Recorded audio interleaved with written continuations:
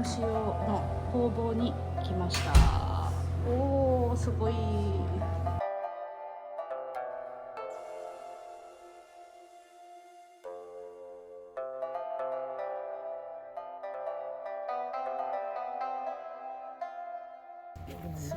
いていきます。あ、はい。あ、こっちですか。おお。おお、すごい。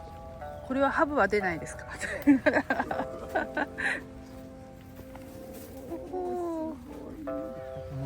細い道のはい。足元なんですが、実はこの足元に海水汲むためのパイプがもう地中に埋められていて、これが曲がってトンネルの先に抜けて、はい。その先から海水をヒュあーで中で普段は塩作りをあ。しています。この八重山諸島においての塩作りの歴史でいうと、今から300年以上前に遡ります。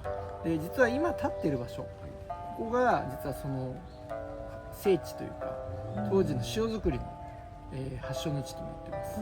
塩っていうのはもともとこの島のカルチャーが大きく影響していて、今でこそ私たちは食べるもの用で作ってる塩作りしてるんですけど、実はもともとはその満月の海水、新月の海水を汲み上げて、でそれを神事行事、ちょうど明日石垣島でもあるんですけど、海の神様のねお祭りが明日ちょうど行われるんですけど、そういうのでお塩を収めたりするための塩作りが始まりだったそうです。場所はちょうどあちらにも看板あるんですけど、そう島のおじいおばあたちが勝手に入れるなというエリアになっているので、多分表だって私たちここ石垣島っていうところだと普通だったらなんかもっとウェルカム感作ってもいいじゃないですか、商売的に言うと。でもうちはあえてそこはちょっと分かりづらくしているところがありますね。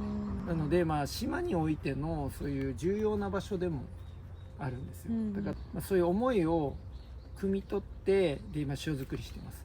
何かを添加加えたりだとか、何か引くとか必要のない材料を引くとかやってませんので、うちの塩の特徴は季節ですね。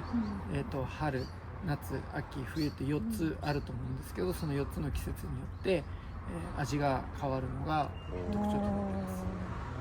あとはお月様かな、満月新月の満ち欠けによってでも同じ味はないので、なので塩屋さんっていうと工場のイメージ持たれると思うんですけど、仕事の内容でいうと農家さんに近いです。僕らの塩作りはケミカル性じゃないので科学的にやってないので、だからお塩って日本国内どこでも作ろうと思えば作れると思います。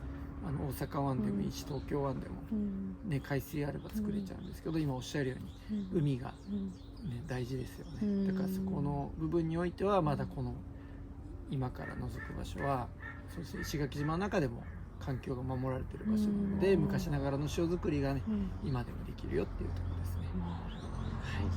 じゃあちょっと覗いてみます。はい、じゃあでここから先なんですが、ちょっと国立公園に今なってますので、サンゴ、貝、砂など拾わないように協力だけお願いします。こちらです。まっすぐ。うわ、すごい。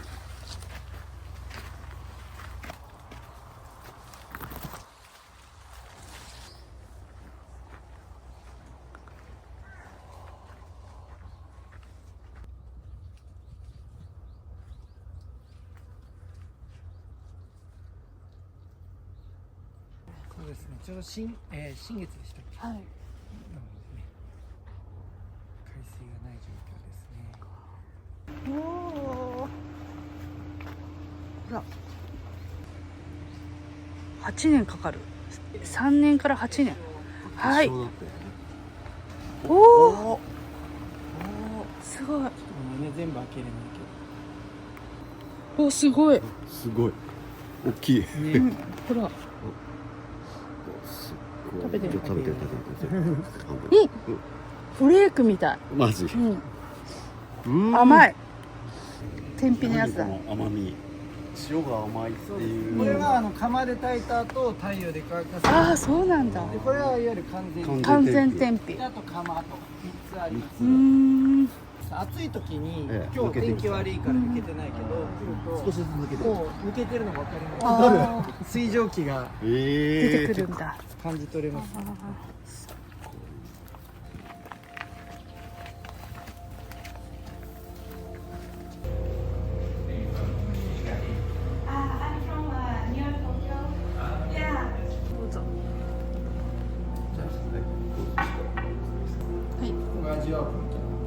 で記憶してくださいね。いいですか？はいじゃあ次ですね。次いきます。はい。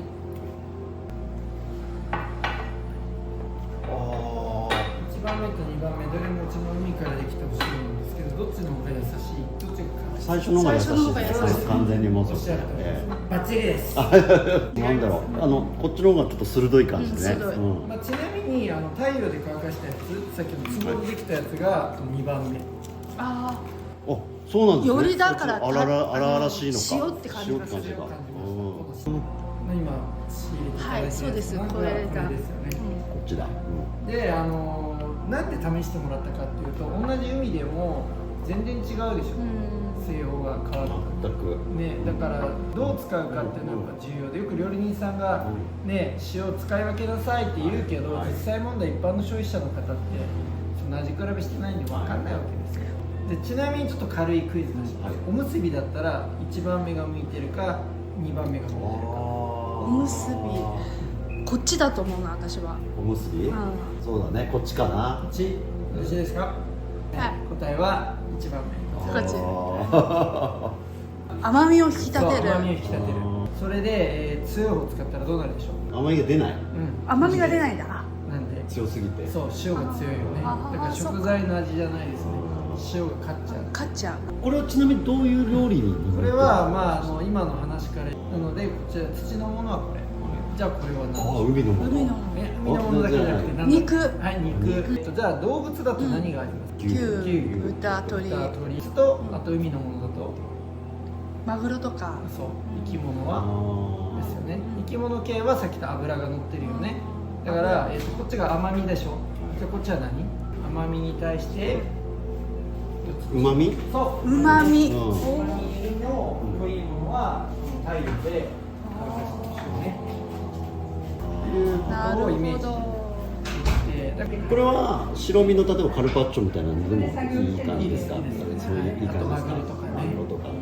ちょうどいい。イカだったらちょっと強すぎるからね。じゃあ最後に天ぷらといえば何天ぷら？エビとか。エビ。じゃあ今の話だとエビはどれ？今もこっち。そう正解。で野菜天ぷらはこっち。そういうふうに分けてね。そうやって分けることによって塩を選ぶ楽しみもね増やすことができますね。あとはまあ市販のお塩との違いはもうすでにご存知だと思うんですけど、塩分が2割前後低いですね、市販の塩に比べて。だから残りの2割の空間に先ほどお話ししてたカリウムだったりとか、女性に不足しがちな鉄分、あと骨など作り出す成分であるカルシウム、あとイライラしやすい人、怒りやすい人はマグネシウム、亜鉛要素モリブデンなど20種類ぐらいがこの100に満たないところに。残りの隙間に8割下がるわけだから空間空いてます。ここに地層のように乗っかってって100になるっていうイメージでまあだけどそれもブレるので、まあ、後ろにミネラルの表記はしてますけど、あくまでもその時に撮った表示なので毎回変わるんですけど、まあ、買った時の味わいを楽しんでもらえる方々が、まあ、増えてもらえたら嬉しいなと思ってます。今ここ日本の国内のうちの塩ファンになっている方々ももうミネラルとかそういうことは超えてる人たちが実はお客様に多いですね。リピーターで来てる。そうですね、かなりリピーターの方が多いので。なんか手書きでもあえて日本語みたいな。まあそこら辺もね、はいなんかないものなので。はい。あ、はい、すみません。はい。ここ入れていいよ。もう入れていい？